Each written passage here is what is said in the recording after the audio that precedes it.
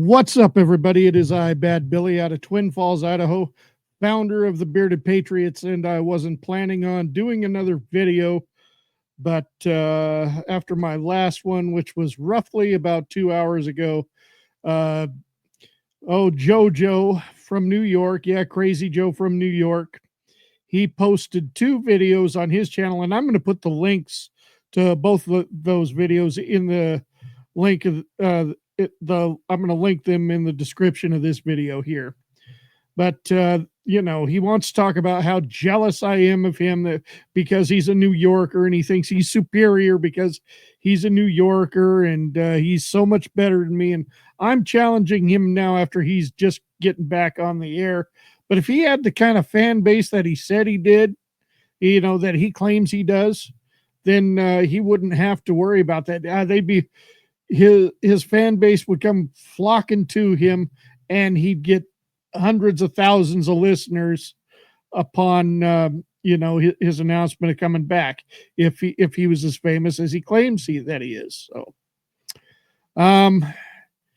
anyway, all I'm saying, Joe, is I'm going to be on the air on Patriot Soapbox Monday night, 7 p.m. Eastern, and you're going to be on the air doing your thing about the same time. And when it's all done and over with, let's try to compare numbers. Let's get numbers. I'll contact the admins because I don't have the access to that.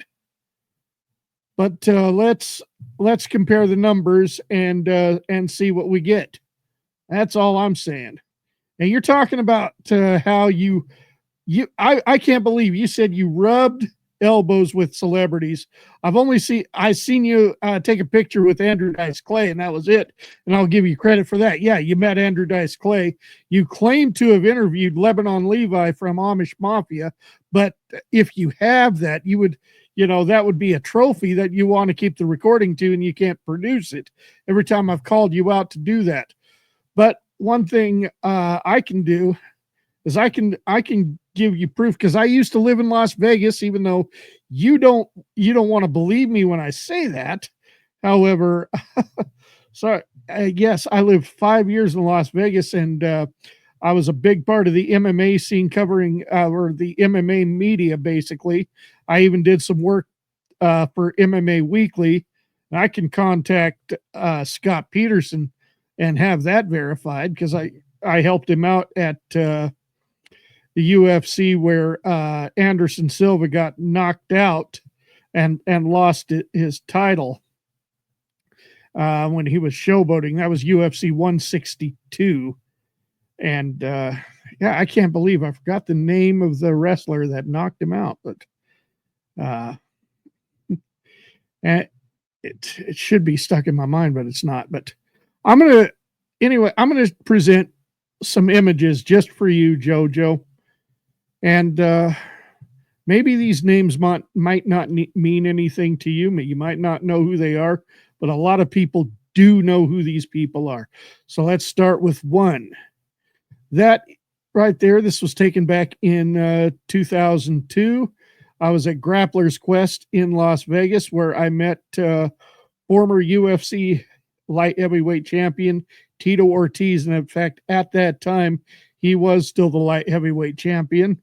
So there I am standing right next to Tito Ortiz. And then later in 2002, I attended King of the Cage in Reno, Nevada, where this was when I was actually living in Reno, and I attended King of the Cage. Right there, I met former UFC heavyweight star Dan Severn, who's also done a stint in the WWE.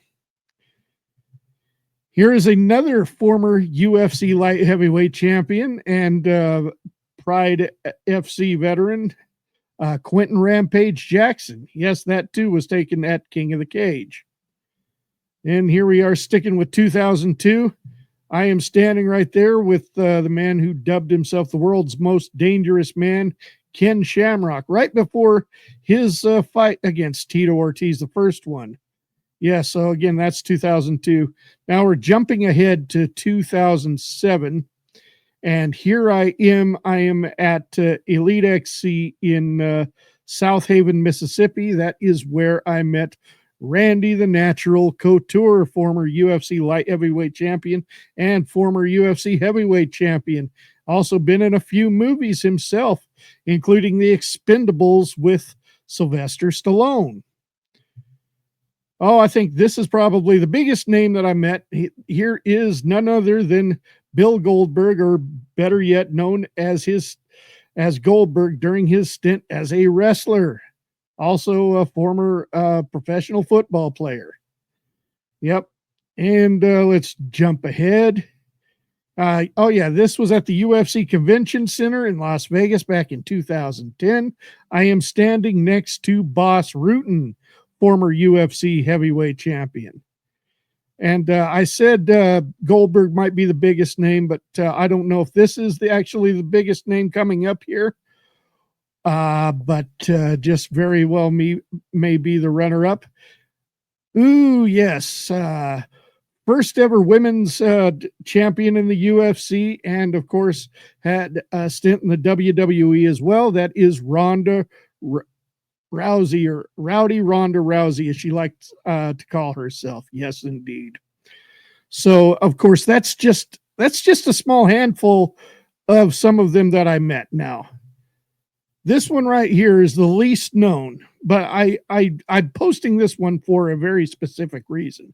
Now, that is former WEC light heavyweight champion Richard Montoya. Richard Montoya was much more than somebody that I met. He is a personal friend of mine. And not only that, he trained me for my final match, my final boxing match that I had in Montana. And sparring with him was absolutely no fun. Now, as you can see right there, this was taken in the basement of his house. That's where him and I trained. And you can see the cage set up and everything. As I said, the guy hit so hard, he was not fun to spar with. So, Joe, you want to talk about me never ever taking a beating in my life?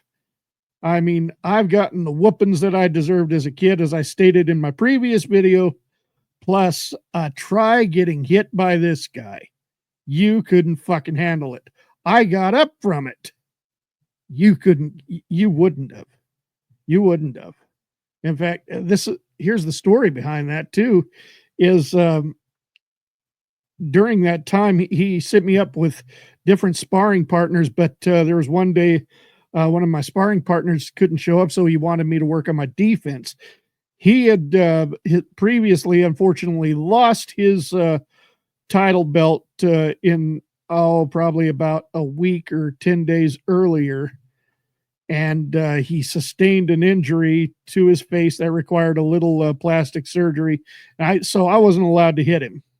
So he told me to work on blocking punches. I'm like, okay.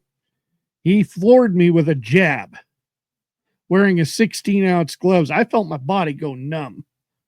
Yeah, but I get up and I finish the round, and he tells me to take my headgear off because there was a small cut right here. And then I had a black eye for the next week or so. But yeah, and that right there, Joe, I'm telling you this because that's the quality of people I have been around. And then, of course, I've met many fighters. I mean, what you just saw isn't even half of who I've met. So you're really talking out of your ass, dude. You're talking way out of your ass. So just accept my challenge. At the end of your broadcast, do a video or put a post on social media, as you call it, or something, putting out your listeners, and I will have the list of listeners for the 2 hours that I'll be on Patriot Soapbox with Radix Verum. Excuse me. Yes, indeed. So that's it, Joe. I can't believe I'm making another video in the same night addressing you, but I just, you're talking all that shit that you're talking, and I have proof to back up my credentials. Where's yours? All right. I am Bad Billy, and I am fucking out of here.